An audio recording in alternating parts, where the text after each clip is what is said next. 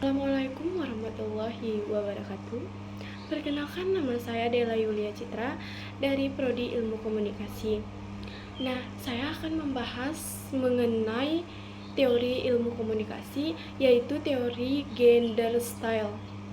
Nah, teori gender style ini adalah pendekatan yang menolak konsep biner antara gaya pria dan gaya wanita. Alih-alih membedakan pakaian berdasarkan jenis kelamin, gaya ini mendorong kebebasan berekspresi dan penampilan yang fleksibel tanpa terikat stereotip gender.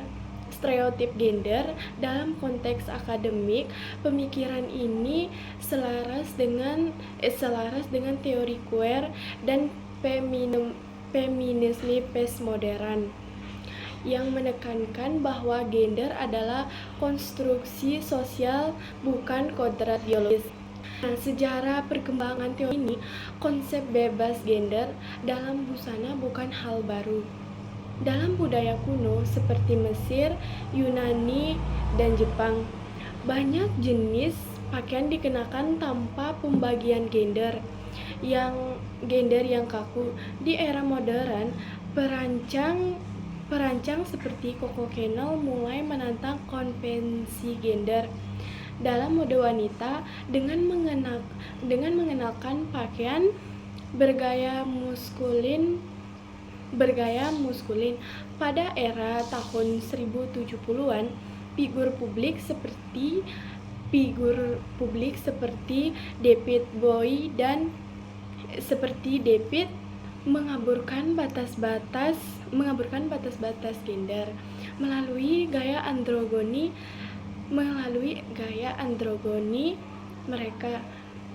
Mereka memasuki abad ke-21, gender style semakin diterima melalui pengaruh selebriti global, media sosial, dan desainer model besar seperti Gucci dan J.W. Anderson.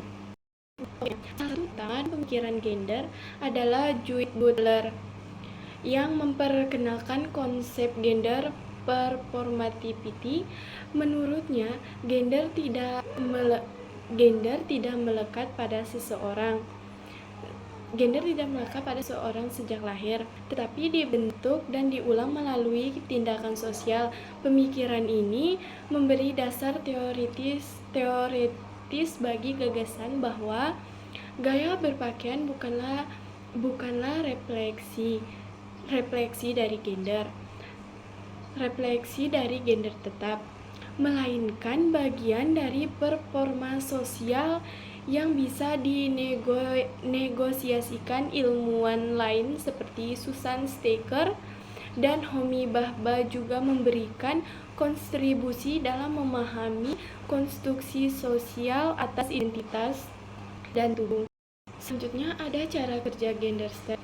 Gender style bekerja dengan mendobrak batasan-batasan yang telah lama ditetapkan antara maskulin dan feminin, dilakukan dengan menetapkan pakaian dan penampilan yang tidak mengacu pada identitas gender tertentu.